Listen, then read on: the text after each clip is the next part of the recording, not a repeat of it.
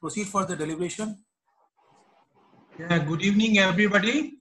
And first of all, I would like to thank you, DTPA, for providing me this opportunity to share some thoughts on an important topic of use of artificial intelligence in auditing. Friends, give me a few seconds to share my screen. Sure, sir.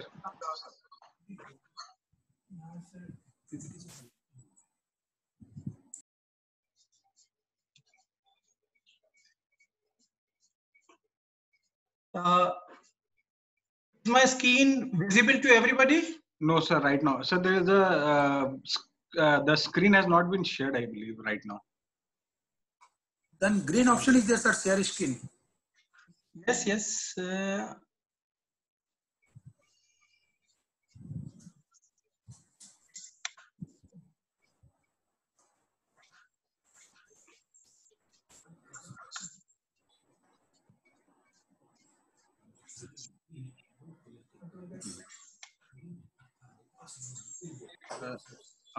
Our another speaker has also joined, Mr. Bhatia. Welcome, sir. Hello, everyone. Sir, Vinod sir has started his deliberations. So once he finishes, then we'll ask you to start up. Okay, all right. I will stay mute then. Okay.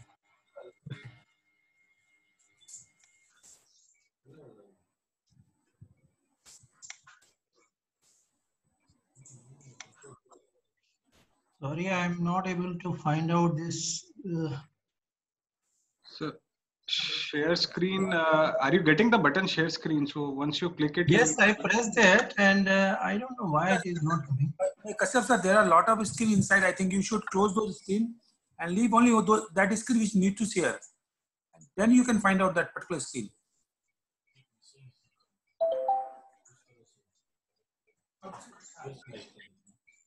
There may be other screens are open in browser there. That's why they are not. You are unable to select that particular things.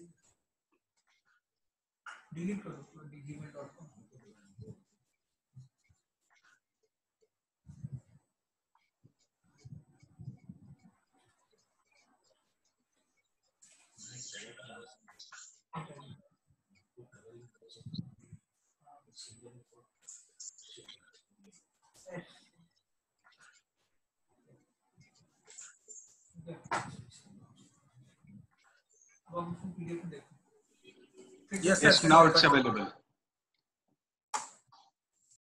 Now we can see the screen, sir. Okay, sorry for this wastage of 5 minutes No problem. searching this option. In fact, I have been conducting my webinars mostly on GoToWebinar. I started conducting webinar in India from 2011. In that 1 year itself, I have conducted more than 40 webinars for Bombay Chartered Accountants Society. Okay. That's great. Friends, my today's presentation agenda includes EML background, why these technologies are important. Then we'll briefly discuss about artificial intelligence, what it is all about. Then use of AI in audit. Then more than artificial intelligence, there's a new concept which is coming in, that is intelligent process automation, how this intelligent process automation can be used in audit.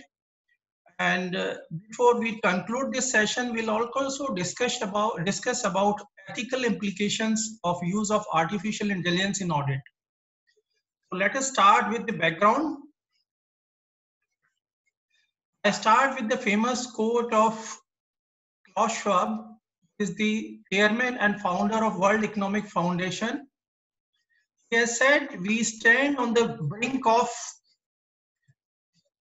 technological revolution which will fundamentally alter the way we live, we work, and we relate to one another. Its scale, scope, and complexity, this transformation will be unlike anything human mankind has experienced before. Klaus Schwab has written a book, famous book, Fourth Industrial Revolution. I'll suggest that if you get an opportunity, please read this book. This book was released somewhere in the end of 2018. Now we are in 2020. Fourth Industrial Revolution has already started. Now, we have all read about 3 industrial revolutions during our school days. I'll not spend much time on it. First industrial revolution was about the steam-based engine. Second was electrical and energy-based mass production. Third was about information technology revolution, computer and internet-based knowledge. And now we are in the mid of 4th industrial revolution, which is about artificial intelligence, information technology, big data, IoT, and cloud. Now, with this 4th industrial revolution, one question which arises is that the skills which most of us have acquired over last 2 decades or 3 decades, are they relevant for this new industrial revolution?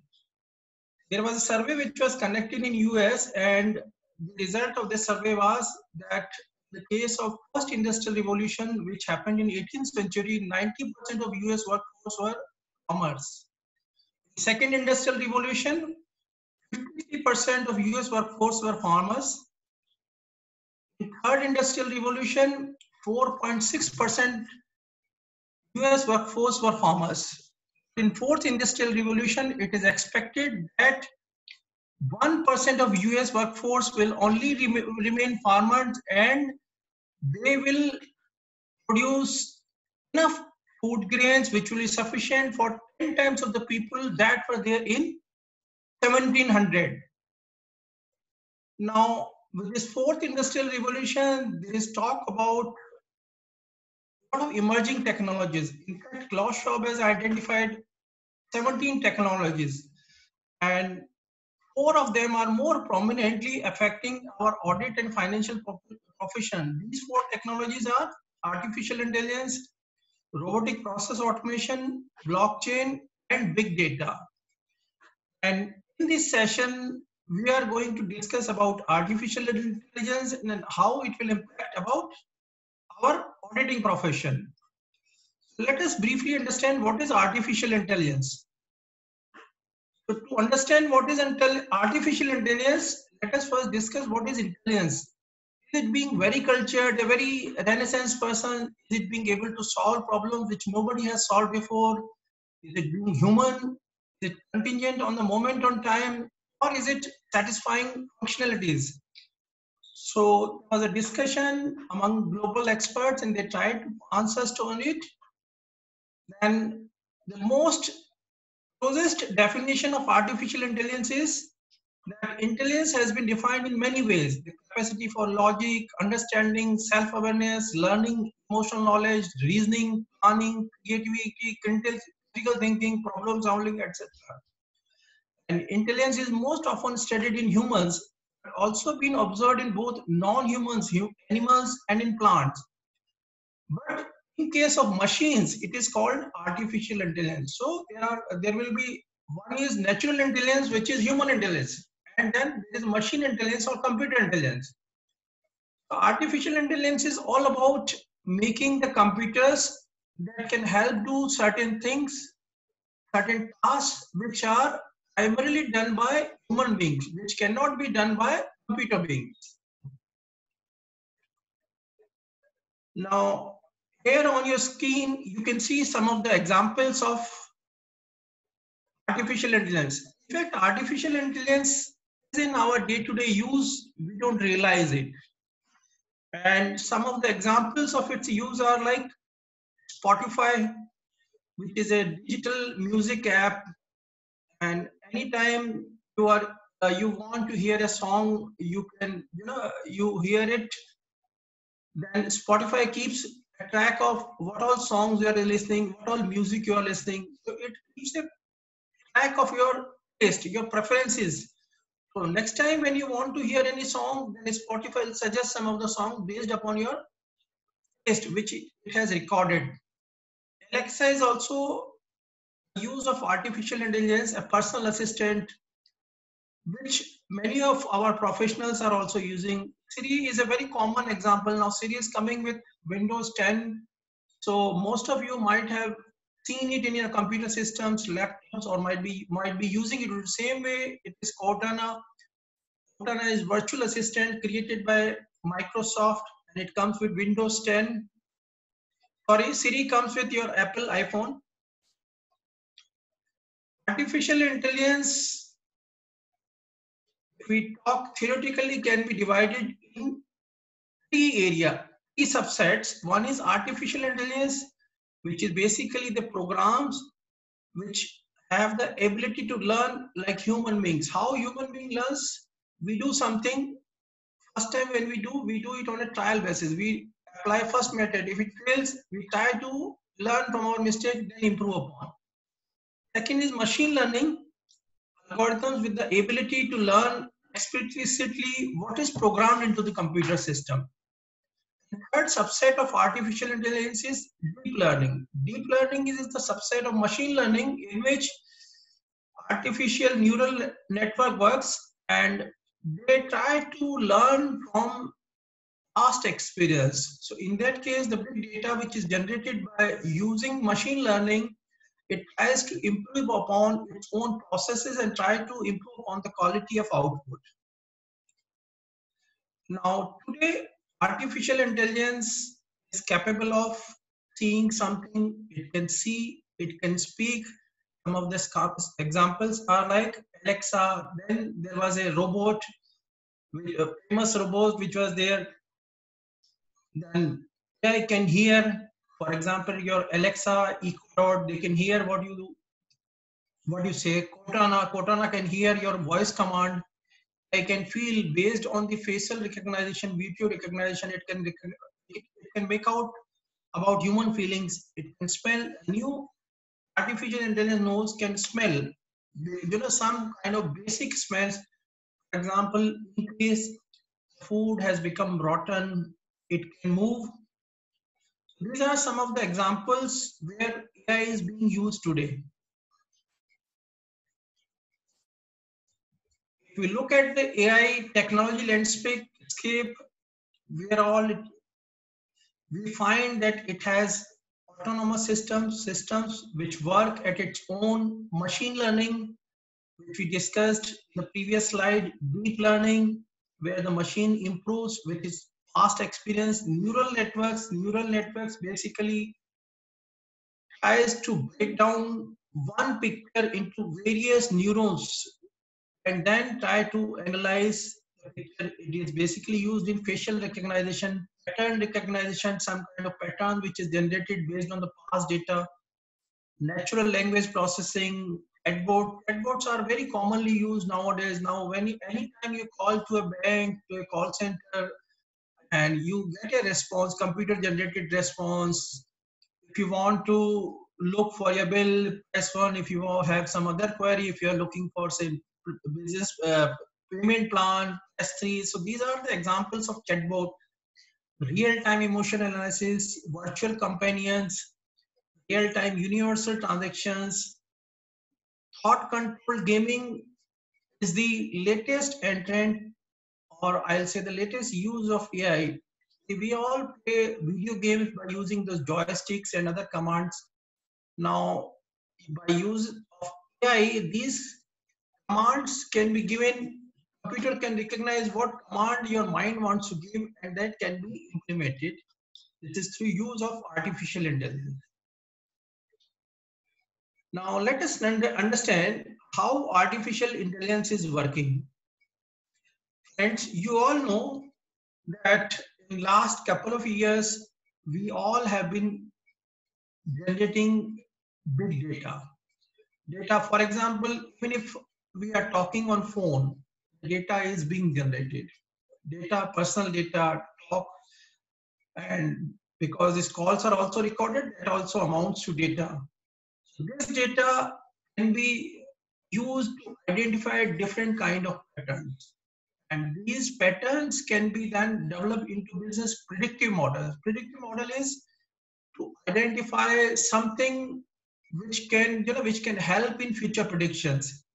And through use of neural networks and other algorithms, then the answers are found out for the problems. That is how the artificial intelligence is working. Now, if we look at where does artificial intelligence stands today, There was an article published in Forbes some time back, I think more than 6 months back, where it said that on human performance, between comparison between computer performance and human performance, computer performance is just below the human performance, and very soon it is expected to surpass the human performance. And once it passes the human performance, then its graph will move upwards very steeply. And then there will be a gap between computer performance and human performance. Recently, there was a discussion between Jack Ma and Elon Musk about whether computers will surpass human beings. So Elon Musk was in favor that computer will surpass human beings in every single way, and he quoted the example of AlphaGo, which won against the world champion of the Go. He said that the biggest mistake the smart people are making is assuming that they are smart, but in fact they are not smart. But as opposed to this, Jack Ma of Alibaba, he said no, computers are clever, they are knowledge driven, but humans are smart, experience driven. We have invented the computers, human beings have invented the computers, but we have never seen a computer inventing a human being. So he is not in favor of artificial intelligence surpassing human beings in intelligence in any time in the future. Now, time will only tell whether artificial intelligence will surpass human intelligence in future or not. Let us get back to our main topic, impact of artificial intelligence on audit. In 2017, 41st World Continuous Auditing and Reporting Symposium was organized in Spain. In fact, and this whole conference was dedicated to use of artificial intelligence in accounting and auditing. I was also a speaker in this conference. I spoke on digital tax administration system and how artificial intelligence, robotic process automation, and other cognitive technologies can be used in digital tax administration system. So a lot of topics relating to use of artificial intelligence in accounting and auditing that were discussed in this conference. And my presentation has a lot of inputs from this conference. How AI will affect the auditing profession? The companies and organizations are generating as well as collecting large amount of data on a regular basis, from say POS terminal to shipment tracking information to billing to raising invoices, collecting payments, in addition to some of the information which is generated by the marketing teams by interacting with customers. Now, with the use of emerging technologies such as say visual recognition or face recognition, video analysis, textual analysis, NLP, natural language processing, audio processing, this provides companies an added advantage and potential of using all this data not only for the benefit of the companies but also for auditors. Now let us see how deep learning can be used in auditing. Deep learning can be used in image recognition. For example, product images can be analyzed. Inventory images can be analyzed. If you have a stock of say wheat lying in the open compound running into acres, then if you have the inventory, drones can be used to take the pictures of that inventory lying in the yard, and then use of image recognition techniques, assessment of total inventory can be made. Then deep learning can be used in NLP, natural language processing. We also do communication through our telephone calls, conferences, video conferences. Those all audio recordings can be analyzed. Text mining can be done. Then deep learning in speech recognition. For example, the voice interactivity can be transformed into speech and it can be searchable by using speech recognition tool. Deep learning can also be used in natural language processing. Language classification models can be developed, and today there are some fraud detection models available based on natural language processing. They identify the person who is speaking the truth, he is lying. Now, here on your screens, you can see a complete AI-enabled automated audit process. There are 6 stages of audit process. It starts with pre-planning, then second stage is contracting, third stage is internal control and risk assessment, control risk assessment, substantive test, audit reports. At the pre-planning stage, the large amount of data collected about the customers can be analyzed before making a contract with the auditing. AI can help in drafting the contract with the auditing based upon the data which the auditor has collected about the auditee, about the industry in which the auditee remains. Internal controls can be identified, risk factors can be identified, and control risk assessment can be done by use of AI. Now, what do we do in audit is first we identify the internal controls which should be there. Then we test whether these internal controls are working. So this AI can help in testing those internal controls, and in case those internal controls are not working, then what do? We do substantive test. Then a computer system can do substantive test and present the output of the test in the form of a report. And then by using human judgment, then the auditor can prepare audit report. Now, if we look at current AI implementation, see today all big 4 accounting firms are using AI techniques. And these are some of the AI tools, AI blocks which are being used by big 4s: machine learning, big data, smart analytics, natural language processing, machine vision, intelligent RPA, speech recognition. These all techniques are being used by big 4s today, not in India. In Europe and US, yes, definitely these tools are being used today. Now, here on your screen, now you can see current AI implementation in the form of audit analytics or audit tool, which has been developed. There is a company called Caseware. Caseware name, I'm sure many of our professionals will be familiar with this name. Caseware has come out with this tool, idea tool, on which a lot of training programs happen. About 10 years back, even our ICA was doing training program on idea tool.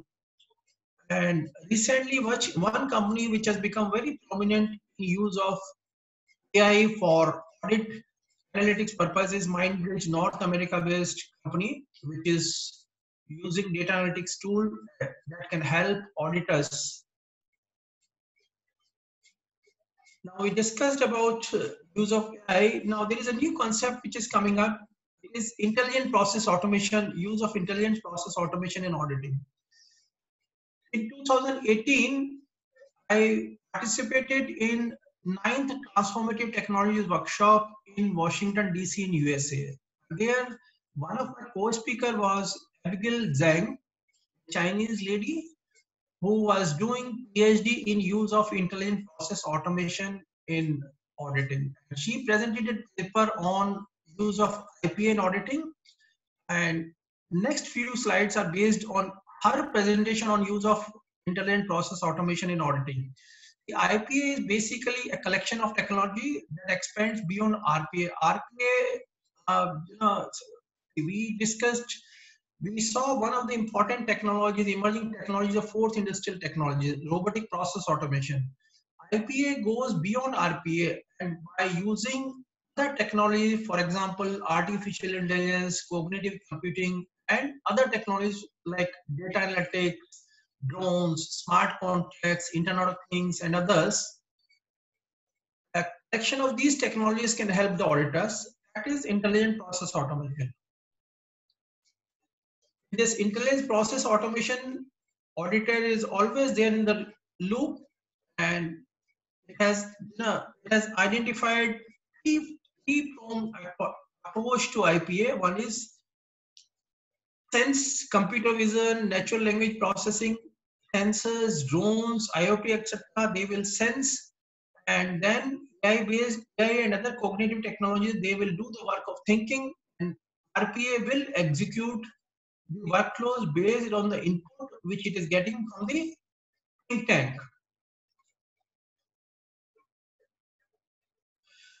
You'll notice one thing about here is, in any case, human being or the auditor is always there in the loop. Now, there are three types of audit tasks which have been identified. One are very structured tasks, which are routine type of tasks. For example, reconciliations, calculations, confirmation. And these are tasks which can be easily automated using RPA. And then there are semi-structured tasks. Semi-structured tasks, for example, there are say supporting documents, and by choosing yes or no option, work paper can be generated. And then there is a third category of audit task, which is unstructured task, where human judgment is involved to a great extent, very high level of extent. These are, for example, fair value estimation, internal control risk assessment. These are the examples of audit tasks which are highly unstructured. Now, how do we implement IPA in audit? First of all, we need to identify whether a task is structured task, semi-structured task, or unstructured task. Is the task automatable? It can be automated. If it can be automated, or will it be automated? That decision has to be made. Once it is identified, yes, it can be automated. Then we need to identify the process, redesign the process that can help in automating the task, develop the prototype, and implement it. Now, the three types of tasks that we have discussed: structured task, structured audit task that can be easily automated by use of existing RPA tools. Then semi-structured task, yes, it can be automated by using AI and other supportive technologies. Then there are third kind of tasks, which is unstructured task, where human judgment is involved to a great extent. And there it will not only need RPA, it will need AI and other cognitive technologies. It will also involve human judgment before it can be automated.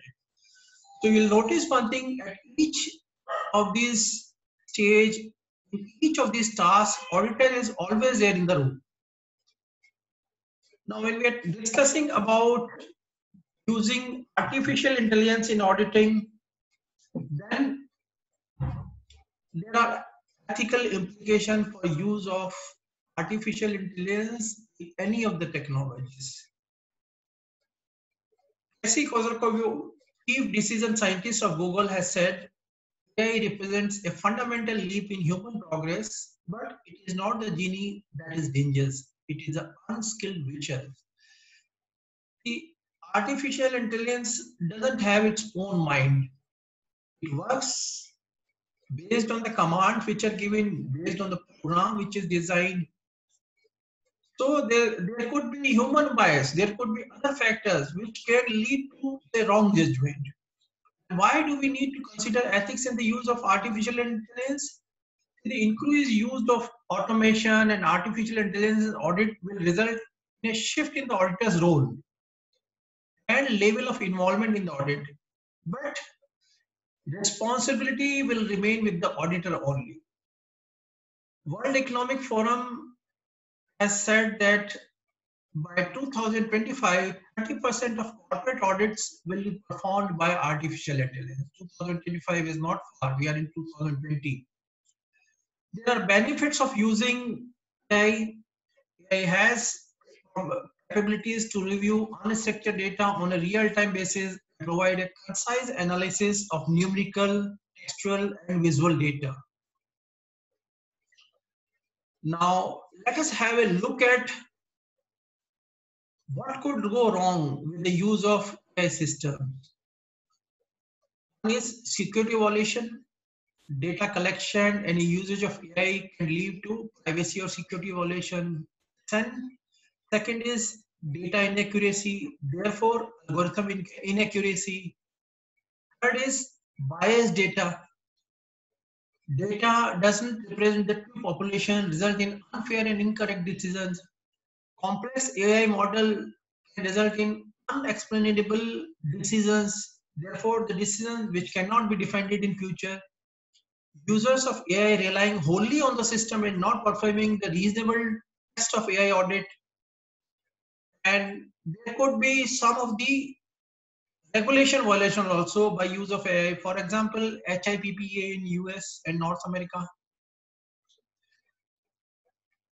Ethical responsibility. Is it the responsibility of the auditor? Is the fulfillment of the ethics responsibility of the auditor to the shareholder and public impacted by the use of artificial intelligence? The auditor mindset and behavioral expectations are independence, confidentiality, competence, and due care, objectivity. Auditors are relying on emerging technologies. Characteristics of emerging technologies are they are radical, novel in nature, fast adoption, high impact, uncertainty, since it is not mature. So this is a question which is being debated in international conferences today is, will the ethical responsibility use of AI in audit will lie with the auditor? Now, if there are any questions, we can take up those. Try to answer. Sir, I would request that if we can take up the question at the last, so that would be good. Okay. Okay. Thank you. Thank you, sir. Thank you so much, sir. Now I will welcome our second speaker, Sanjay ji. Can you please read his profile? Sure. Thank you very much. Mr. Ravindra Bhatia is the founder of CityTech Software Private Limited. He founded the CityTech in 1993 and it serves around customers in the 40 countries. Currently, he is based in Dubai. He works extensively with the customer from both the public and private sector and follow the latest technology trends very closely. May I invite Bhatia ji to please proceed for his deliberation. Bhatia ji. Thank you, Sanjay ji, for this opportunity. Can you hear me okay? Sure, yes, sure. You're audible. Yeah, we had a wonderful presentation with from Binod ji, and he spoke about artificial intelligence.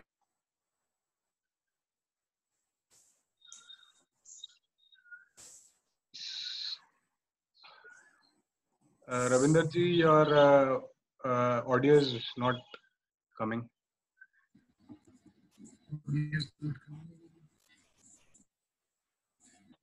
Yeah, your video is coming. Ravinder, your video is coming. Yeah. Saying the internet connection is unstable, so I will try my best. But can you see my screen now? Yeah, sure. No, have you shared your screen? Yeah, I've shared my screen. No, we are not being able to see that. Please request you to unshare and reshare once again. Shyam, in the meantime, I think we stop video of all the participants except the speakers. Okay, there's just one video that is opened. I'll just, yeah, now we can see the screen. How is audio now? Yes, yes. Okay, all right. So I'm going to talk about the cloud and about the business continuity. And since I run a software company, and we're also facing the similar challenges as all of you are facing at the moment. That we are at home and our resources are in our office, and my developers, they are distributed, they are sitting in all different places. So how do we handle and what are the tools available to us to work efficiently and effectively? So I'm going to talk very briefly about the cloud and more specifically about the Microsoft Cloud and how we are using it as a company and how it can be used by you. And also at the same time about the Office 365 also, as how it can be used. So let's, if you can open a website on your phones, it's slide.do, so that you can interact with me in a better way. You can ask me some questions. And I'm going to run some polls also during the presentation. So if you can go on your phone and open this website, it's called www.sli.do.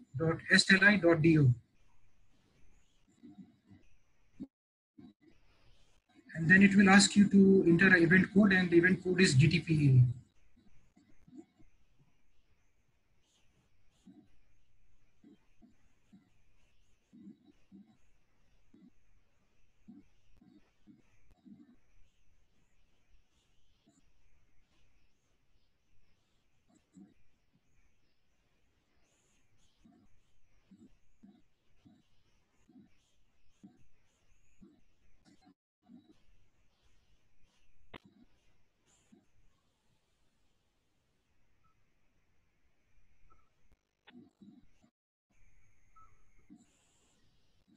I hope most of you are connected already.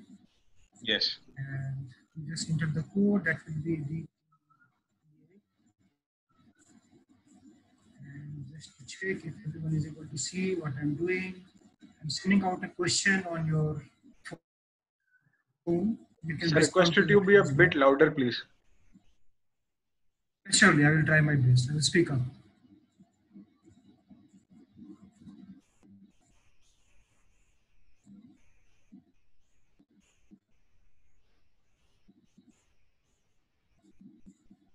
Okay, this is interesting. We have 6 answers till now. We have 7.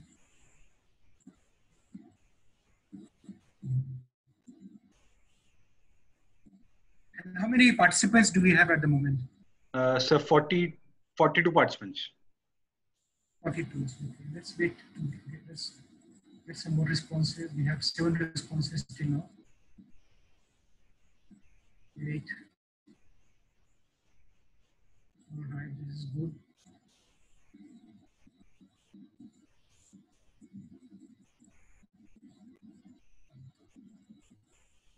Okay, very good.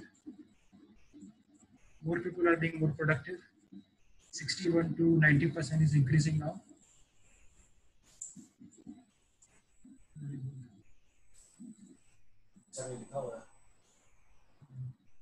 So what we are looking at the moment is that people are trying their best to work from home, and since physical access is not available to the office, so we are using all different tools. But we see that more people are saying that their productivity 50%.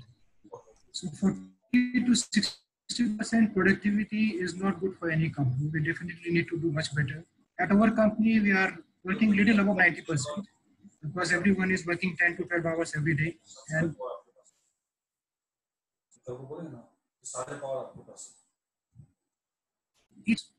they are not able to call the developers, they are doing more than 90%. So agenda for us today is very simple. Agenda is to run our business non-stop. How we can run our business non-stop. And to run our business non-stop, we are going to look at a couple of tools. One of them would be definitely Cloud and Azure. And the next one would be the offering from Microsoft, which is Microsoft 365. And we are also going to talk about licensing and pricing. But I must make it very clear that I'm not selling any of these services to you. I'm a user myself. So you must not feel at any given point of time that I'm trying to sell you something. I'm just sharing my experiences, what I've learned and how we are using it as a company. Okay. And all of you are aware of cloud, what cloud is, what cloud does.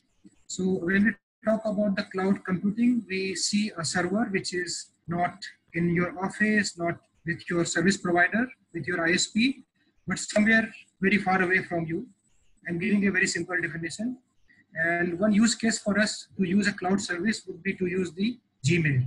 So all of us, we all use Gmail. We are using it every day. and we do not know where the server for the Gmail is. But what we get from Gmail, we get all the emails. Then Gmail has got a lot of other applications. They have got the Google Drive, they have the spreadsheet, they have the Word documents, so they get all the services. So essentially what cloud is giving us is they are giving us the communication services, they are giving us the compute services, they are giving us different productivity tools. We are all using the search services and the storage also. So, and we can all relate these services with our local office environment as well.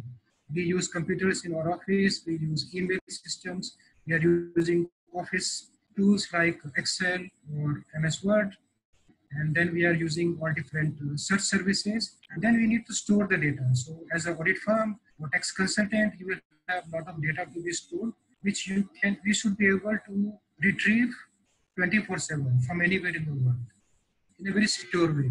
So it is not that we put some data on some web hosting company and then something happens and all the data for all your customer is in the public domain. You definitely don't want that.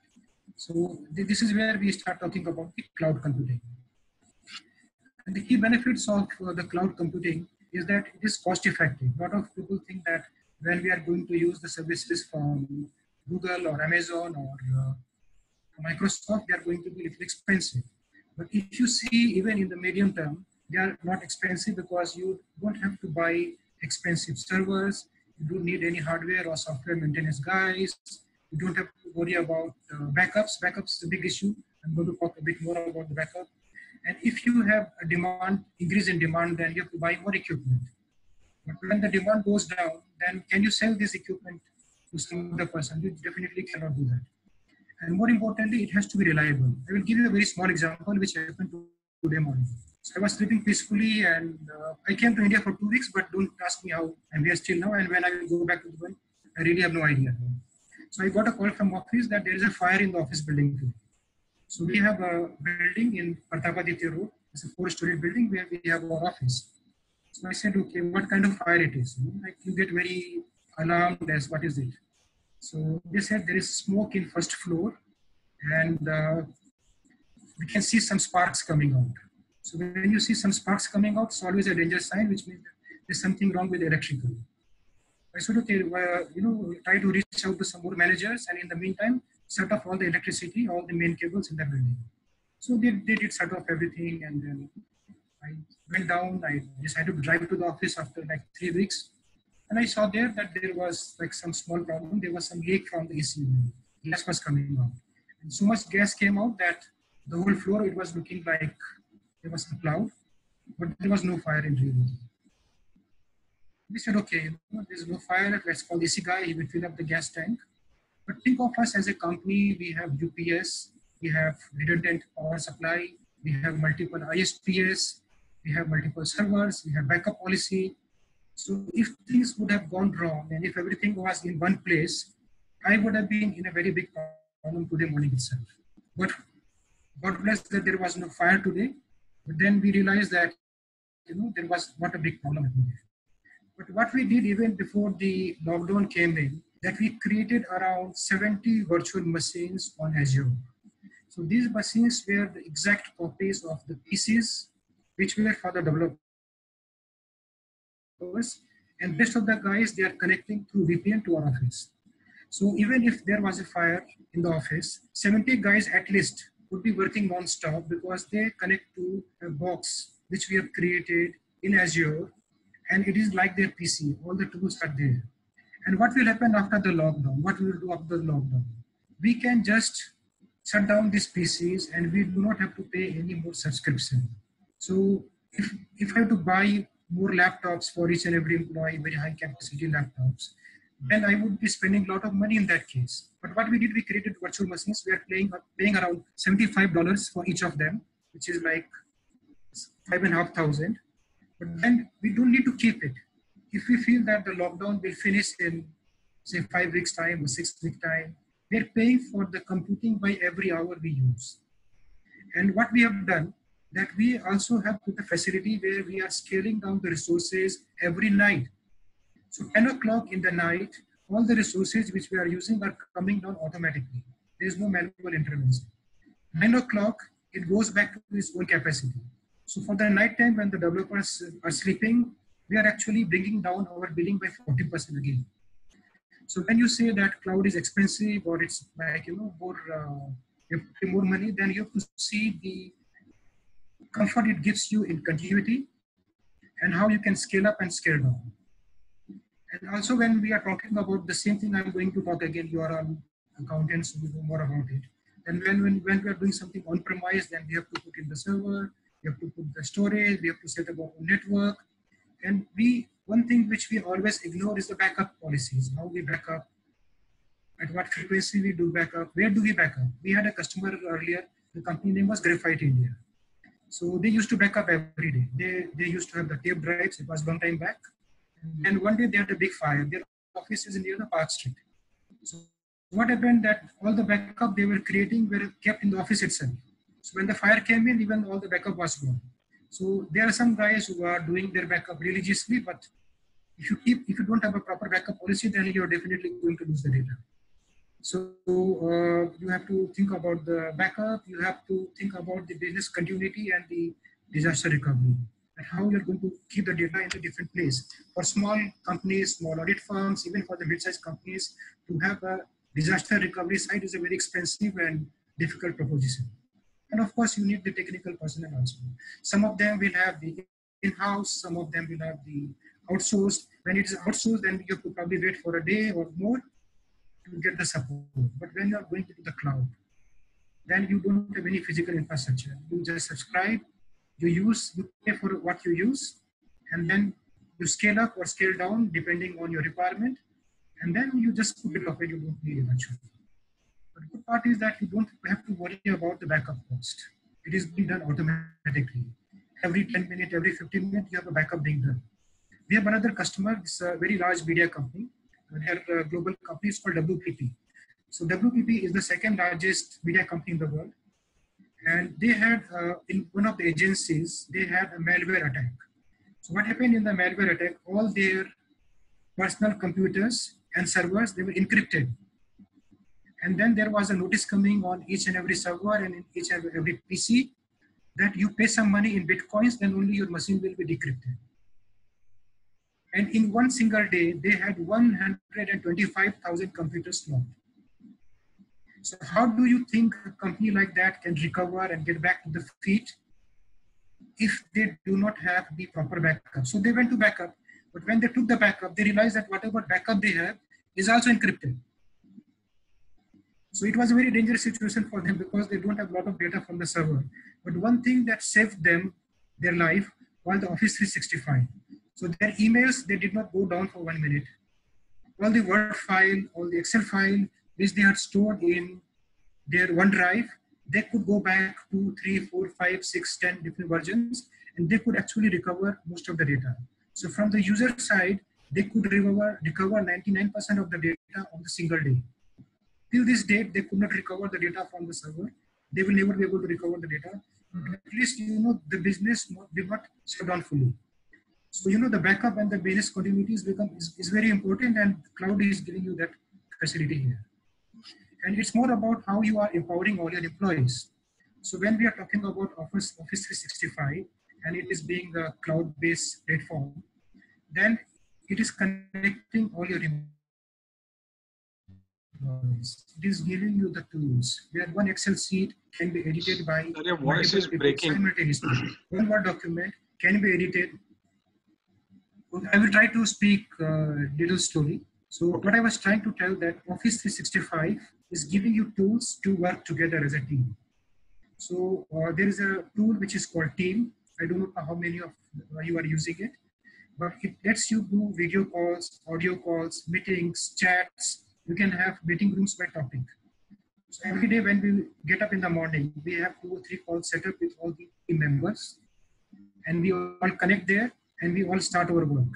And then all the managers with their respective teams, they also connect on the team, that software. And they discuss about the plan, the challenges if any of the developer is facing.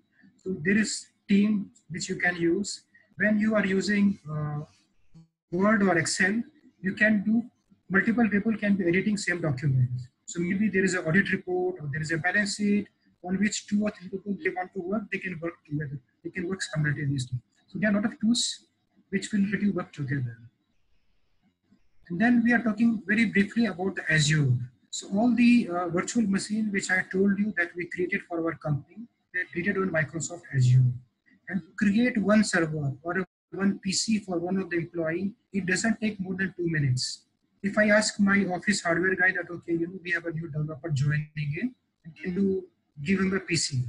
So even if he has something in the stock, he will install the Windows, he will install all the software, and it can take up to half day of his time. But when we are doing something in cloud, we have a virtual machine which is there ready, and we say clone it. And when we say clone it, in 2 minutes, we have a one server with all the software is ready to be used. And Azure as a platform, it is offering you more than 100 different services. Of course, there is a lot of topics on artificial intelligence, on the machine learning, and for the security, for the compliance, it offers you a lot of services. And then we are going to look at what is Microsoft 365.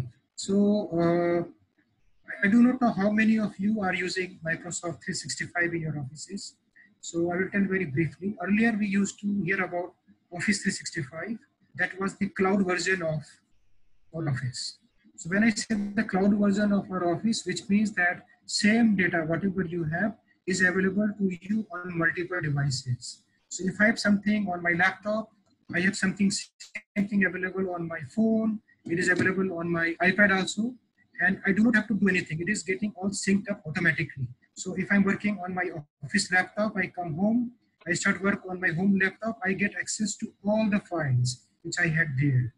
And each subscription which you have allows you to install it on 5 PCs, 5 devices. So it can be a desktop, it can be a mobile phone, it can be your tablet, it can be your home PC. Same license you can use in 5 things. But the new change which has come in Microsoft 365. So Office 365 has become a part of Microsoft 365.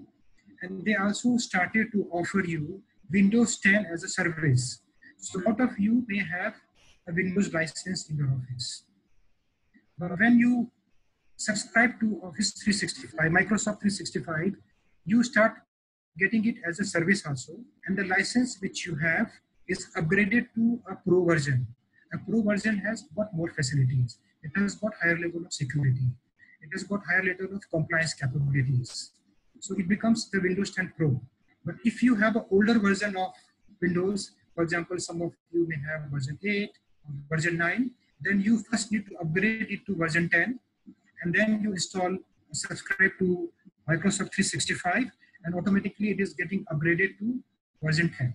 One of the facilities they are giving now is the Microsoft Enterprise Mobility. So what does it mean? That it lets you control the devices which are not owned by your organization. Now everyone has got a smartphone. They have got tablets at their home. So using the Microsoft 365 admin panel, you can actually control what they can use and how they can use on their mobile devices, even if they are not owned by your company. So you can tell what they can copy, what they can export, what they can edit. It gives you mobile device management capabilities and mobile access management capabilities also, MAM and MDM. So 365 is a bigger version of, in a simple term, Office 365. And as we see that Microsoft 365, it is built for teamwork. It allows you to work as a team. And it's very simple to use because all the tools are exactly the same which you have been using, but you are getting some extra tools as well, which I'm going to talk about very soon. And then it has got a lot of extra security also. I already gave you example about the continuous backup. I gave you example about the malware, how it is protecting you from the malware. And you don't have to worry about any antivirus, any backups. So everything is coming to you out of the box. And apart from, like you will say, Ravi, why you're talking about Azure only. But then we have services from Google also. I see a lot of customers, they are using services from Google Cloud Platform, GCP.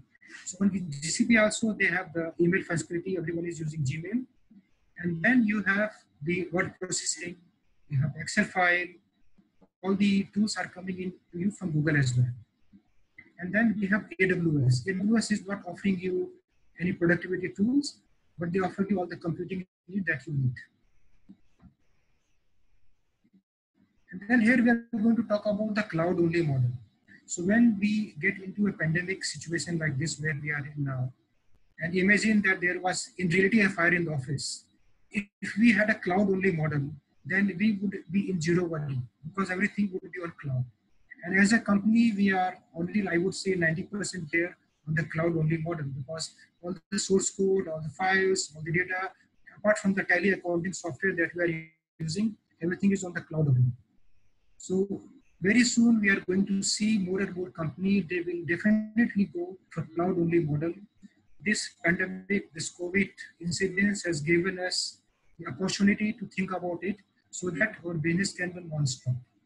Because it's more problematic for the smaller companies because they don't have in-house resources or the capital or the infrastructure to run everything 24/7. You cannot do it. So if there is some problem in the office or you cannot go to the office, you have no access to the data you have in the office. But once you go to a cloud-only model, then you can access and do whatever you want to do from anywhere in the world actually. And this screen is again very, very important. Let me put in the second question for you from the screen.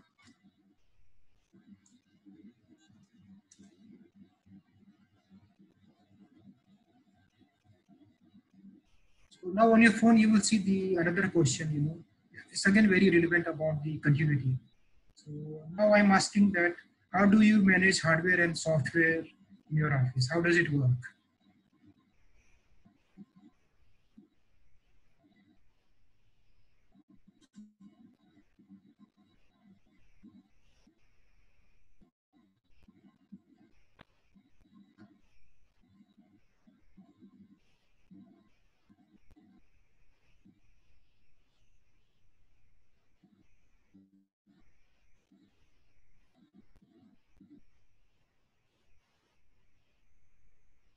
Some of them they're saying that I'm doing it myself.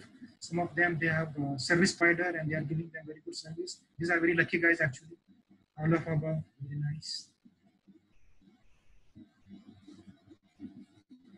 Okay.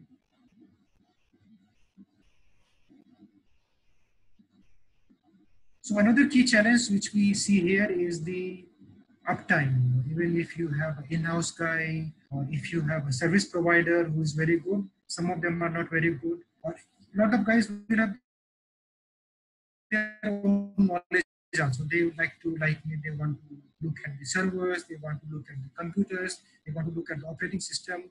But when we are talking about the service level agreements, we are talking about 99.99, which is 4 nines. That kind of uptime, it's next to impossible for small and mid-sized companies to achieve that type of uptime. When we are dealing with Microsoft, or we are using Office 365, we are assured of maximum 4 hours of downtime in 1 year. And this downtime, most of the time, is a planned downtime. You get to know in advance that your service is going to be disrupted because they're going to do something. But we are using Office 365 for a longer period of time, and we did not even see 4 hours of downtime anywhere. In fact, we did not see any downtime till now. So imagine that kind of the service level agreement you have.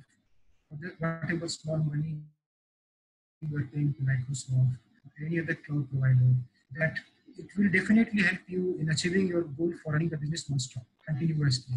When I talk about 52 minutes in a year, it's like nothing. You will never notice that something was done. This is a very key advantage. Now I'm going to talk about the services we have in the Microsoft 365. So as I told that Windows 10 Enterprise is coming to you as part of the subscription. So you may have a Windows license, but that license will be upgraded, and then you will have Windows 10 Enterprise. And when you have Windows 10 Enterprise, many of you do not know what are the extra advantages you have. And most of them, I am very sure you are not using it. One is the direct access. So what is direct access? Direct access is like, when your PC is in office and you have a laptop at home, and both are in the same subscription, you can work on your Office PC from home without any need of any extra software. You don't need TeamViewer, you don't need GoToMeeting, you don't need any software. There's a tool which is already inbuilt, and that is called Direct Access. So using Direct Access, you can access your Office PC from other devices where you have a subscription. And you have another tool which is called Windows to Go. So Windows to Go is like, for example, you have a USB disk and you have a lot of data on your Office PC. When you use this tool, it will move all the data and all the settings you have on your PC to that USB disk. You come home, you have Windows 10 Enterprise already installed there. You install that, put that USB drive, and your laptop will, the home laptop will change the behavior and it will start working exactly like your Office PC. So to move everything, all the settings, all the parameters from your Office to home, this tool is already there. Then we have something called branch cache. So branch cache, again, not everyone knows about it. It allows you to, for example, I have a retail store. In that retail store, I have 4 computers. But these 4 computers, they do not have the good connectivity with head office all the time. I want to use only one computer to catch all the data and send it forward. So there is an inbuilt tool in the Windows where all the changes which we are making in any of the Word document. So for example, you have a branch office, we are doing a lot of Excel file editing, you're doing a lot of Word file editing. So instead of each laptop or computer talking to your head office computer directly, you can designate one PC as your branch control panel, and all the data will go to that PC, and this PC will synchronize all the files. So if you change something in the head office, automatically the branch main PC will get the data and distribute it to the local PC. So you don't make 10 into one connection, you make 10 into a local connection, and this local connection is going into the main office connection. And then we have built-in antivirus. So it is all the malware and a lot of security issues are automatically being taken care of. You don't have to install any extra software. It is there for you already. Then we have Exchange Online. So Exchange Online, a lot of you would have heard it, that it is for the sending of emails. But beyond this, what we use Office Online, Exchange Online for our own use is that we have a calendar for each and every employee and every manager. So when we are doing any meeting setup, then we can see who is available at what time. And Exchange itself is telling us that if I set up a meeting and I need these 5 managers, what is the best time to do this meeting? Earliest time. So maybe each of them, they have some meetings already pre-set up, but software will tell me that what is the good time to do this meeting. At the same time, it has inbuilt anti-spam and anti-malware tool is there. So you don't have to use any extra software. Getting some message from your bank or from some big company, they will have a common signature. They will tell that, you know, this mail, this is the privacy policy for that mail, this is how you can share this mail. So everything is coming to you, and if they have to change, then they have to add a line there and okay, you know, we want to wish you Poila Baisakh. So not each and every employee, they have to go and put in their email signature. They put in one setting and then it will go. Also, you can set up the retention policy also. For example, government wants you to keep 8-year or 9-year data or 10-year with you. And now we have everything in email. So you can set up the proper retention policy. You can control who has what size of mailboxes, who and how they can view the attachment. There is a setting in the Outlook Online where you can save attachments directly on your OneDrive. So every subscription is giving you 1 terabyte of data on OneDrive. So if you have 1 terabyte of data, which is much more than your laptop capacity, Office capacity, maybe your server capacity also. Every time you receive an email, you can right click and you can save it automatically on your OneDrive. And once it goes into OneDrive, it can be accessed from anywhere in the world by you, and you can share it with anyone also. So, you know, Exchange Online is giving us a lot of facility to control the mailboxes, do the archiving, how we are managing our attachments, and the message policy as well. And we are going to talk very briefly about the SharePoint Online. So SharePoint is a portal where you can share the information. And we use it very, very extensively because every team, we have a team site. So if you have an e-commerce team, if you have an audit team, if you have a tax team, if you have a compliance team, each of them, they can have their own portal, a small portal you can create. And that portal, they can share the documents securely. Some documents they can share within their team. Some documents they can share across the team also. You can tell that how this document will be shared, and you can create the workflows also. So for example, if I have to apply for leave or submit some form or file some return, then you say, okay, you prepare the return and then you fill this form and attach this file. It goes to a supervisor. He will approve that, okay, everything is filled in properly or not. And again, they will approve. And then someone who can actually file the return or do something. So we can create a lot of workflows. And when we talk about the workflows, we're talking about automation also. Because things are moving automatically. You don't have to ask everyone, you don't have to call everyone that, okay, did you do this? Can you do this in a certain way every time? So SharePoint is helping you in all these activities. And then this tool which you're looking at now is the Microsoft Team. Is the single most important tool that is coming to you in Microsoft 365 app. So what it does is that it is a chat-based workspace where you can share document, you can make audio calls, we can make video calls. So you will ask me, Ravi, we already are doing everything on the WhatsApp. So why we need a tool like this? But whatever you do in WhatsApp is very unstructured. And I hear it from people all the time that Ravi, WhatsApp was a tool for us initially, but it has become a liability for us now. Because everyone wants to do everything on WhatsApp now. And there's no control what they're putting in the WhatsApp. There's no control, as you know, how this information can be accessed, because the chat log is like 10,000 lines now. It has got 50 files or 20 files. So if you want to put a structure to your internal office communication, then Microsoft Teams is a tool that you must use. There's no other alternative for this.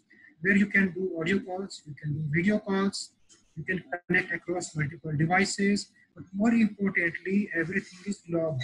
And you can highlight the communications. For example, you want to refer to something better. You can just mark this communication as important so that it is easy for you to refer it back. So it's very, very powerful tool, and it does much more than WhatsApp does in a more organized way. And then we have one more tool which is called Intune. So this also not many people know that they have a tool like Intune which will help you to organize your office. So you subscribe to Microsoft 365, but then you have no control how they are using it, how they are deploying it, what are the components they are using it. And maybe they are using from some devices which are not owned by the company. So using Microsoft Intune, you can actually control what data is going where, how it can be used, and remotely you can control on their devices and you can make changes as well. It's very, very powerful tool to control the devices which are either company owned or not even the company owned. And beside this, all the tools which I have discussed, we have another tool which is called Yammer. So Yammer is replacement of Facebook for the companies. So we have Facebook for business. We used to have, we were using it earlier. There was a Facebook for business, and then in our Office firewall, we had to enable Facebook for everyone. But now we are using Yammer. So what Yammer is doing, Yammer is your private Facebook. So you can post, you can create pages inside the Yammer, you can have discussions there. So just like for the WhatsApp, if you want to use it in your company of Teams, Yammer is a very, very powerful tool. If you start using it, you will never go back. Then you have Projects Online. It's mainly for the project planning. Project Pro is also for the same thing.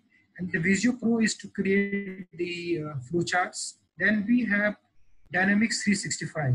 So Dynamics 365 is a collection of tools. So we have accounting software like AX or GP, or we have Navision also, or we have CRM also. So we use Microsoft CRM very, very extensively because we classify all our customers by group. Are they e-commerce customer? are they country management customer, or they, like, we divide them by country also from where they're coming in. So if I want to send a greeting to all the customers in Ireland, because they're celebrating the St. Patrick's Day there, I can just choose all the customer from Ireland and I can send them email. If I want to send all the customers from Dubai and I want to send them with greetings, I can do it very, very easily. But at the same time, it is helping us in looking at our sales pipeline. For each customer, we know at what stage we are in now to close the deal. We also know who are the contacts in that company. It is allowing me to have multiple contacts for one customer. Same thing is applicable for you as well. You will have a lot of audit customers, but I really do not know that how frequently and using which channel you are reaching out to them. Maybe you have a WhatsApp list where you broadcast to everyone, but then you can send them targeted messages also. That this is company which is a listed company, so they have a compliance requirement, which will definitely be different from someone who is just doing the tax audit. So you can send them targeted messages that okay, these are things, and you can automate this also. And maybe you want to send them every year. Every year on 15th of May, you want to send this message to all the customers who are doing the tax audit. So you can do the segmentation. And another thing is the contact management. So if you're dealing with a larger company, they will have one CFO, they will have one accountant, they will have a team. Then you realize that after 1 year, there are new people in that place. So for each contact you have, you can locate multiple contacts. And you can tell which employee in your company can access that contact. Not everyone will have access to everyone. You don't want your company database to be available to everyone. So you select that, okay, this group is available to employee A, this group is available to employee B, but you as the owner, you have access to everyone. So you can do a lot of wonderful things using the Microsoft Dynamics CRM. Then we have OneDrive for Business. OneDrive for Business is a beautiful tool, and they give you 1 terabyte of storage, where it's a lot of storage. You can store pretty much everything, all your photographs, all your document, all your Excel files, and it integrates very well with your Word application or Excel application. So whatever you save, instead of saving in your laptop all the time, like I do, I'm saving in my OneDrive. So once it goes into OneDrive, I connect from anywhere. Maybe I open the browser interface also for the Excel or the Word, I can use it there. So if you don't have software installed, you can go on the cloud and you can use that tool from there. Then you have Microsoft Planner. So Microsoft Planner is a task management tool where you can do task planning. And then we have Power BI. So Power BI, I am very sure that you have done a very wonderful workshop yesterday on Power BI. So you know the capability of the Power BI. It does a lot of data mining. It can create a lot of dashboards for you. Then you have Microsoft Stream and Sway. Stream is your private YouTube. So you have a lot of videos, you have a lot of training items. You can use Microsoft Stream to use in your enterprise environment. And Sway is again for the collaboration. Like if you're collaborating in a team, then you can use Microsoft Sway as well. So these are the main components which are coming into you from Microsoft 365, apart from Word, Excel, and PowerPoint. So I did not tell you anything about the Word, Excel, and PowerPoint. I told you about all the other things which are coming in here. Then one more offering Microsoft has is called Microsoft Office 365 Pro Plus. So Pro Plus is the professional version of Office 365, and it is different from Office Professional 2019. All of you, I am very sure, will have Office Professional 2016 or 2019 installed in your Office 365 or a 365 Pro Plus, where you get enhanced features. You are getting extra features for team collaboration. So when you have Office, you have OneDrive, but when you have Office 365 or you have Office 365 Pro Plus, then you have collaboration tools also. And then here we are comparing your Microsoft 365 with on-premise. So when you are on-premise, which means that it's on one PC, you have to access that PC to use that service. But when you are using it online, which means that you have close to unlimited storage, you have high availability, you don't need to do any backup and all the applications are very tightly knit. So definitely has a lot of extra advantages over the on-premise solution. So most of the audit firm I know where we deal with, they have everything on-premise. And this epidemic has given us a chance and opportunity to think about putting everything on the cloud. And then I told you earlier that Windows, we never thought is coming to you as a service. So now Windows is also coming to you as a service. So we are talking about Word or Excel or PowerPoint in Office 365 coming to you as a subscription. But when you subscribe to Office 365 plan, Windows is also coming to you as a service. So this is something very new for everyone to know. And this slide is, we're talking about the team working, how we collaborate. So if you have inner loop, a team is working, audit team is working, the tax team is working, and the tool that you must be using is called Teams. What can you do in Teams? You can do your team meetings, you can communicate in small teams. So audit team members, they can communicate with each other. But when you want to talk across the whole company, then you have to use something called Yammer. I told you like it is Facebook for your company. So it is good for your corporate communications. The boss of the company, he wants to say something, or you have the interest group. Like you have an interest group for audit, you have an interest group for case studies, you have an interest group for taxation. So you can create different pages into that. And then to communicate with outside, definitely you have email. So you will send out email.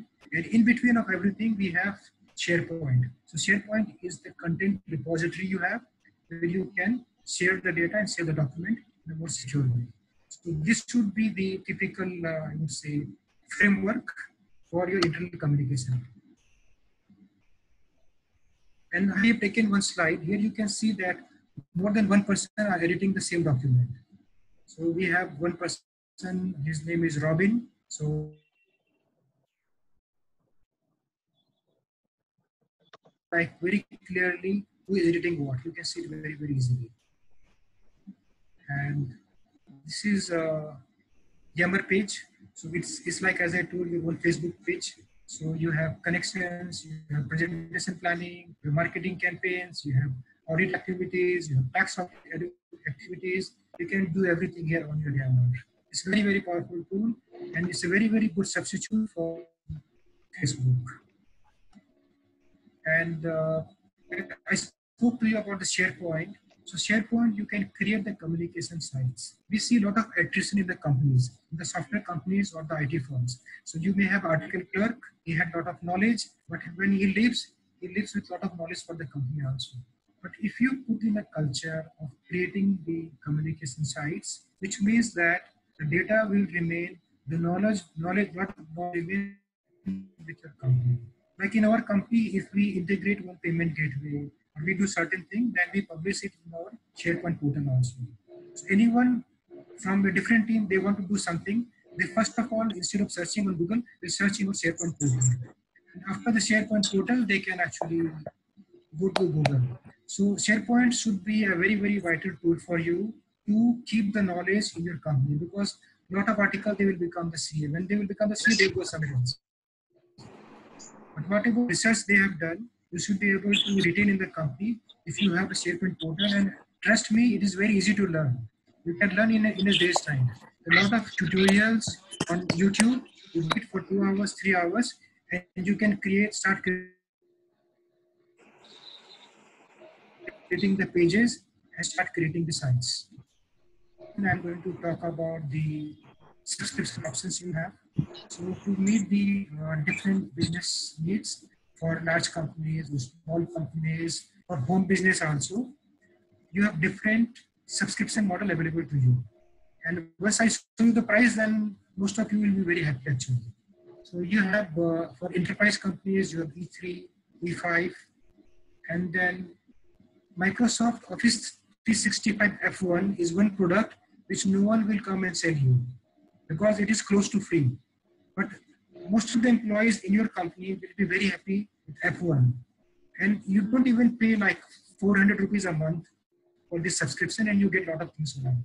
But when you call in a supplier, they will never tell about F1 because they don't make any money on F1. They will either try to sell you a business pack or E3 pack because they will get more money here. Always remember that for the junior employees, F1 will do everything for you. F1 is for the frontline worker. But Microsoft has one more service which is called the managed desktop. So they rolled out in many countries where you don't have to buy the equipment also. When you buy a you give it to Microsoft, they will not ask you any question. They will give you another one and it will have all the data which when you are working on the laptop. Probably only 5 minutes old or you don't even lose data for 5 minutes. You will get everything back from there. So they have a service which is called managed desktop. Very, very powerful service. Now I'm going to talk about the prices here. So first two prices which you see here are for the subscription. And the last one is for the license if you buy and you install in your office. If you go to your supplier and if you ask him that I need one office license, I know a lot of you don't want to buy it. But if you decide to buy, then you have to pay 25,500 for each license. And in that license, you will get Word, Excel, PowerPoint, and Outlook. And in how many machines you can use? In one PC or one laptop. You don't have OneDrive, you don't have Team, you don't have anything available. But if you pay close to 350 rupees a month, if you subscribe to the yearly plan, then you get Word, Excel, PowerPoint, Outlook, Access, OneDrive, you get all these facilities. Only 350 rupees a month, and you have all the advantages of cloud coming to you. And if you spend close to 450 rupees a month, then you get more facilities there as well. Okay. These are primarily for the home user or for the smaller companies. But when we're talking about the companies, the bigger companies, then they will have to go for something like Office 365 Business Premium or Office 365 Business Essential. So why we leave this? Because these are the one where you will get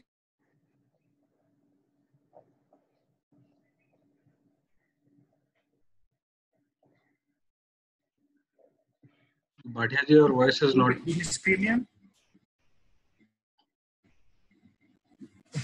I will come again on this slide because this is very important slide. So if you're looking at for your office, then you will have to look for something like Office 365 Business or Business Premium. If you Business Premium, then you have Teams, you have SharePoint, you have OneDrive, and you have Exchange Online also. So for 660 rupees a month, you get everything that you need to run your business remotely. And whatever price your supplier will definitely give you minimum 10% discount. If you negotiate more, probably they will give you 15% also. So if you deduct 15% from there, you are paying close to 550 rupees a month for everything you need. But if you think of the benefit you are going to get, it's like phenomenal. It's not very big amount because if you have to pay license, you are paying much more money. And the last one which you see is only 125 rupees a month. This is very interesting. Many people will like to know that what can we get for 125 rupees a month. So this is purely for the emailing only. You are getting emailing and you are getting 1 terabyte of storage also. But at the same time, you get Teams also and you get the SharePoint also. So a lot of employees where you want to give them the advantages of team collaboration and you want to use them enterprise email, then you can go for a plan which will cost you close to 125 rupees a month. So these are the main plans which are applicable in your cases. They have plans for larger companies or from the government also. Sir, it's 6 p.m. almost, so we need to come to. Yeah. So I just, I'm ready for questions. I'm sorry I took a little bit more time. But if you have any questions, no issues. Sir, or Vinodji. Yeah, so I'll allow participants to unmute. So if anybody wants to raise any questions, they can put in the chat box or unmute themselves. Mr. Bhatia, I have 2 questions. Might be the questions will be very silly from the point of view of users. But as you said, this price is about $7, close to $7 per month per user. Am I audible? Yes. Yeah, we are audible. We can hear The you. price per user $7 per month. Supposing that I am owning an office, and say 20 people will be using the entire software. So per user means there will be 20 users, or just my office is one user? There will be 20 users actually, but there definitely are some shortcuts. So what I have seen in some place, yeah, it will be 20 users. Yeah, you can complete. And then all the laptops or all the PCs need to have Windows 10. Yes. And then Okay, third so, question. Yes, please. Third question, supposing that I want to change in due course. Today I opted for this Microsoft, and tomorrow I want to shift to some other cloud. Will they retain the data, or in entirety they will transfer to some other cloud wherever I want? Okay, so let me go one by one. You ask some very relevant questions actually. So when we have 20 employees, okay, and 20 employees legally means that you need to have 20 subscriptions. Okay? Right. But what I've seen in some small teams, they have only around, say, for 10 or 12 licenses only. Because every subscription allows you to install the software in 5 machines, 5 devices, not one. So, but the problem is that you have one common mailbox. But that's not a problem actually, that is a solution. So if you have an audit team which has got 4 members and you don't have anything personal to share, you want to share the common message, then you install actually one license. You don't tell Microsoft that I told you all these things. But you buy a subscription, install it on 5 PCs. So you have 5 Word, 5 Excel, 5 PowerPoint, everything 5 Outlook also. But email box is common. So you can still use free Gmail, or you can, if you want to share in that box. So for like 12 or 13 employees, you have only 3 or 4 subscriptions. But for personally yourself, you want your own private email box. For some other senior partners, you want your own their boxes. Let them have it. So this was the answer to. Okay, so sharing is possible that way. And my second question was about shifting from cloud. 5 devices, but you have only one username for 5 people. That's not a problem actually. Okay. The next is that Windows 10. You need to have the Windows 10. If you have an older version, then you have something cheaper offering from Microsoft with very low amount. It's not even 6,000 rupees. You can upgrade it to Windows 10. And once you have Windows 10, then as soon as you have the subscription, automatically it will be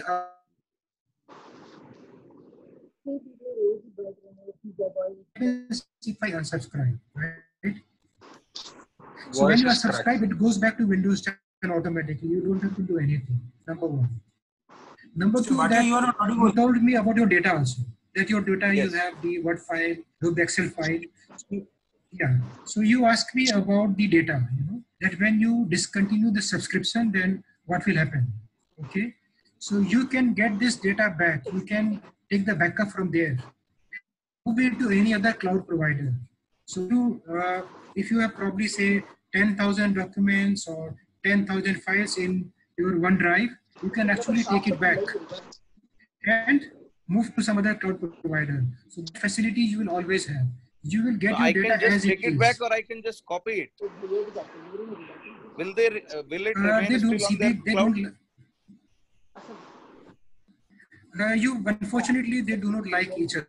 It's like Android phone and Apple phone. So nothing goes from Android phone to Apple phone. So as I told, there are two open interoperable. You cannot just move the file, but it's not very difficult because there are tools available for that. Google is offering you tools. So Google has tools for that. You can import the data there. Thank you. Thank you. These clouds are not very complex. These clouds are incompatible. You cannot transfer directly. Sanjay ji, your question was to Vinod ji. Can you please ask him about emotions of AI? Mr. Kashyap, my question was regarding how far AI is integrated to emotions. But I understand still this part is not come in the artificial intelligence. Emotions are not there in AI. Is it there? It is there. AI can recognize emotions. Face recognition techniques include algorithms which recognizes the emotions on your face. You say just like human, can they express the emotions? To a limited extent, we are seeing it in chatbots. Those robots which are coming in, they are expressing, you know, with face expressions they are coming. Now I think Sanjay, there will be problem with the emotions because the people with the mask with the robot cannot identify the emotions also. Emotions are not only on masks, sir. The entire face. These robots have got scanning capacity. They can scan behind your mask. That might be. That will be the new venture actually. DN sir has a question. Yes, sir. Mr. Bhatia, good evening. This is DN Agrawal. This question to Mr. Bhatia. Yes, sir. I can hear you. Am I audible? Yeah, okay. Actually, what is my apprehension that there is bursting of cloud anytime in future, so the entire data is lost.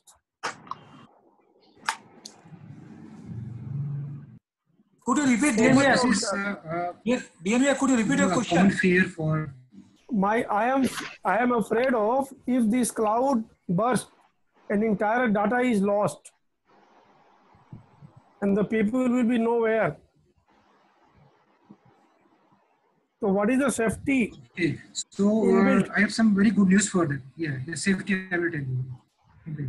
So I'm talking now about the Microsoft ecosystem. Okay. So Microsoft, they have currently 59 data centers, and each data center is $200 to $500 billion facility. And in that data center, whatever data they keep, they make a copy in multiple places. So even if one data center in New Jersey or Bangalore or Chennai is going off, most of the data will have a copy somewhere in the world. Okay, so chance of losing the data on Microsoft is close to zero. It's very cool. Fine. It could be even if we lose for a couple of seconds only. So data loss fear should not be there. And on this one, I wanted to also tell that Microsoft currently owns the largest amount of fiber network in the world also. So not only they have the big, but they have spent billions of dollars in creating the fiber network. They have the largest fiber network in the world under the sea. They're the number one fiber network company. My next question is, many of us were actually having paper office, and most of us are not having any data except emails data which are available.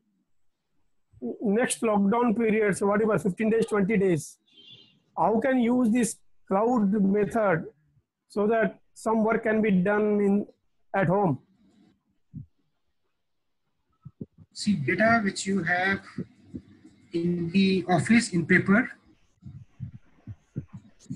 there's no way you can access it physically. Right. This is the problem I'm trying to solve for future. So we have this problem now. We understand that every time we cannot be physically there in our office or somewhere. So this is the best time to start subscribing. You know, I will request you to sign up today. There's a free 1-month trial for Microsoft. Yeah. So when we are in this lockdown, we are learning new tools, we are doing these workshops. So sign up for free. It will take your credit card. You can cancel it anytime, but subscribe at least for 1 month. Download everything and check, you know, how it is working. Exactly same as what we use, but start using OneDrive. If you still keep all the data in your laptop, then you're not using it correctly. So first step is to subscribe now. Don't pay any money because first month is free. Second, whatever you save, start moving it to OneDrive. OneDrive. Okay, start creating the folders there. once it goes to OneDrive, that data is indestructible. You cannot destruct that data. And you can access it from anywhere. You can give it to any of your employees. So, you know, it's not for to go back and access your paper files. I'm very sorry about that situation. But for future, please be prepared. This is the time. Oh. Thank you. Thank you. Thank you. Manish ji has raised his hand. Manish ji, can you please ask? Sir, my question is to Mr. Bhatia. Hello. Yes, yes. Hello. You're audible. Yes, sir. Yes, sir. Sir, can we take the backup also from cloud in our local PC?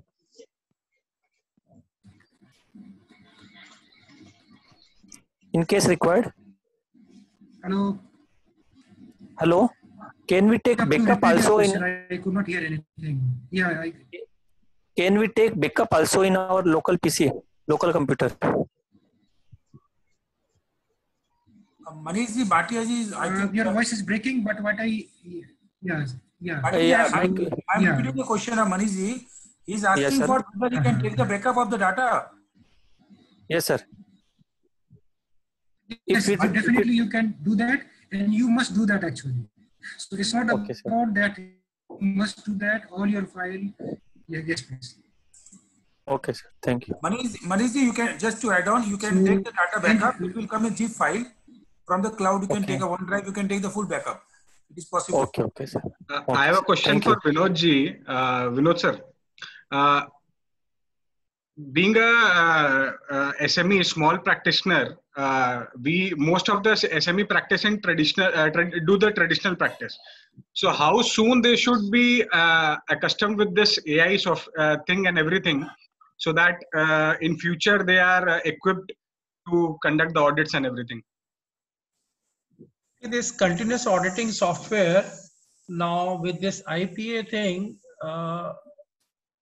There is a proposal to implement it with the ERP system and accounting system, which will work as an overlay of the accounting system. So it will become part of the accounting package, and it will continuously audit some of the transactions, some of the accounting data which is there. Vinod ji, I have one question here. Can I ask? Yes. Sure, please. That is, data analytics become the part of the audit now. Almost all the big firms are doing it.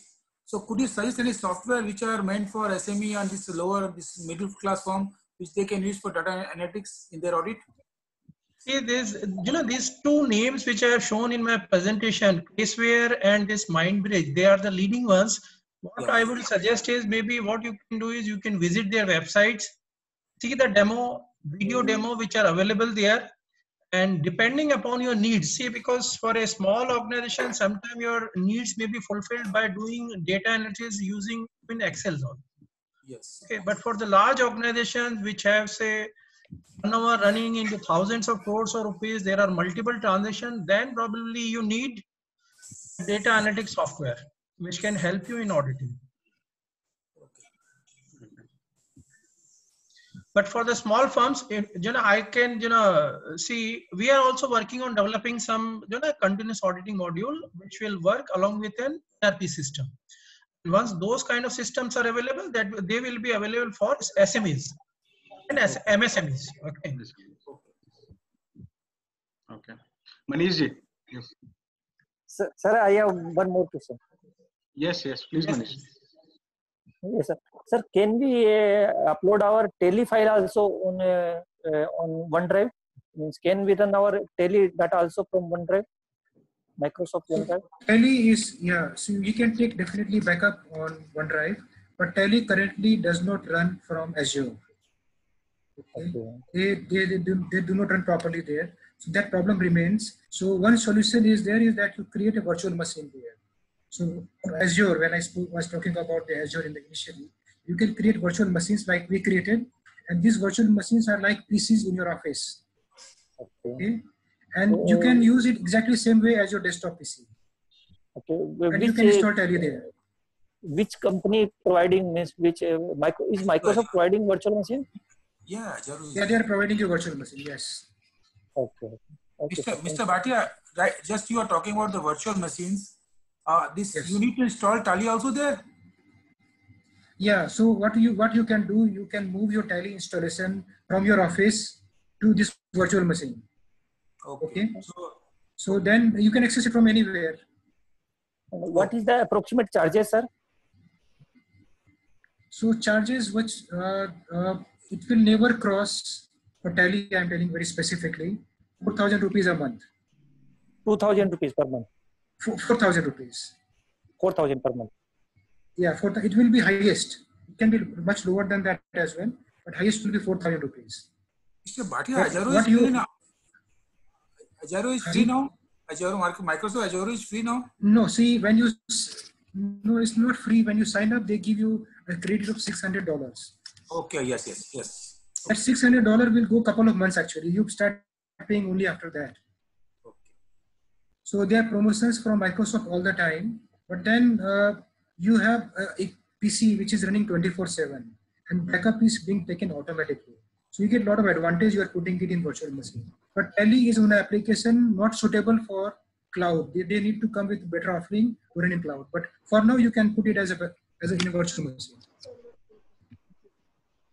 Ravi, actually, these virtual machines which we are talking about, I don't think that Tally will cope up with those things, because we have the very small and medium type of enterprises basically when we are doing the audit, and even they are not having the Tally ERP version, so that we can get into login into their offices, we can pull up the data, and that is again a very much difficult job when we are working from home, or you can say from the allocated area.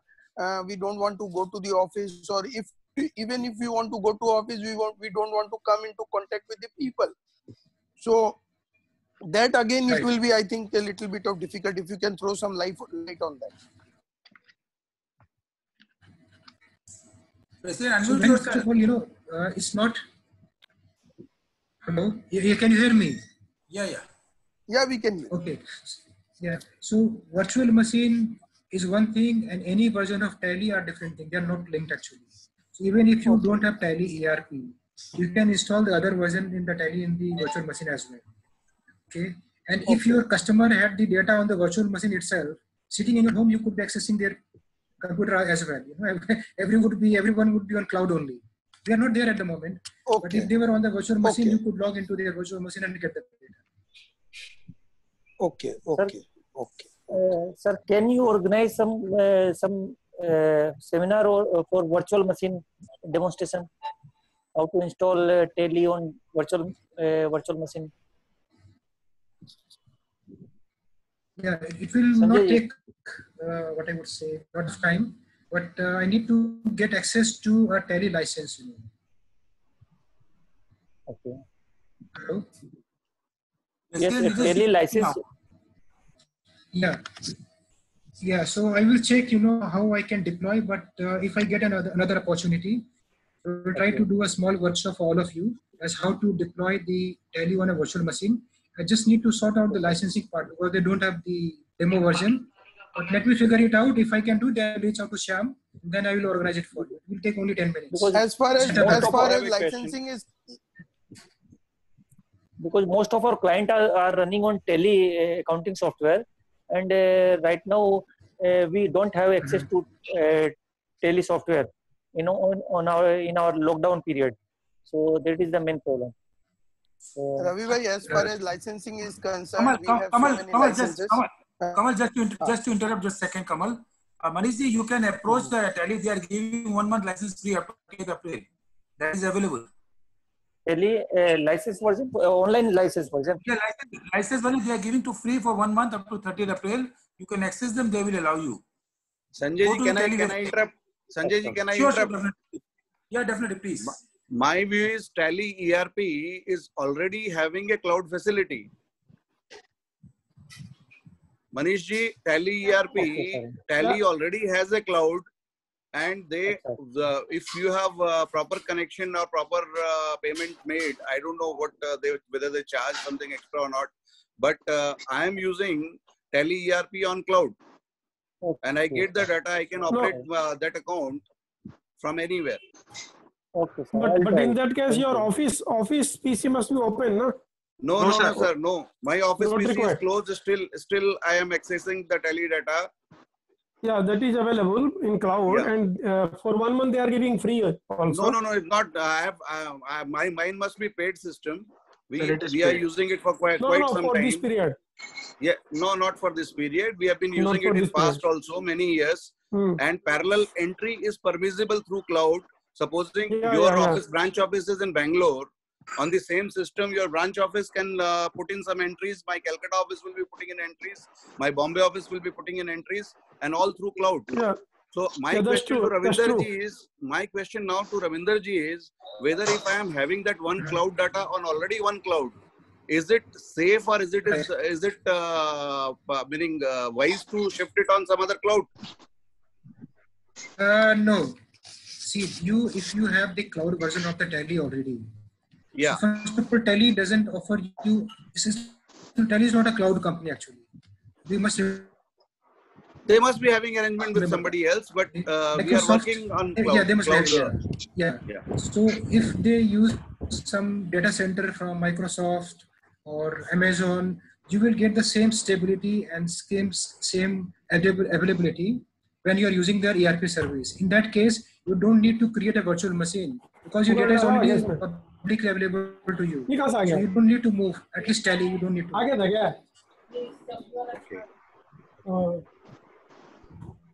Please continue. Ravinder ji, please continue. Yes, I was telling that you don't have to move your data in that case because your data is already on the cloud and you're able to access. So now the concern for you would be the Word documents, Excel file, everything else beyond the Tally. Thank you. Shyam, any more questions? No more questions from our side. So I think it's high time to wind up. We had two good discussions from Mr. Kashyap and Mr. Bhatia. Thank you, Mr. Kashyap. Thank you, Mr. Bhatia, for joining us today. The discussion was quite useful for the participants. And I now request our General Secretary, Mr. Rajesh Agarwal, to propose a vote of thanks. I would like Good to say evening one to thing. everyone. Yeah, please. DN sir, please. This is Am I audible? This Please, is wonderful deliberation. Sir, I am audible. Rajesh ji, please hold. DN sir wants to speak something. Rajesh ji, please hold. Yes. DN sir wants to say something. Yes, in fact, if this wonderful deliberation, had there been no lockdown, I don't think this opportunity would be available to us for going to DTPA conference hall or listening to all these things. Thank you very much, Team DTPA. Thank you, sir. Thank you, sir. Thank you. Rajesh ji, please continue. Rajesh ji, please continue. Good evening to everyone. On behalf of DTP and myself, I thank to both speakers, Mr. Kashyap and Mr. Bhatia, for giving a wonderful deliberation. I thank to all the participants for joining the webinar. I also thank to Information Technology Committee for making a nice arrangement. Thanks to all. Just to add, Vinod ji has shared his presentation. I'll share it with all the participants. Please. Thank you. Thank you. Thank you all. Thank you, sir. Thank you very much. Thank you, everybody. Thank you, Vinod ji. Thank you, Ravinder ji. Thank you.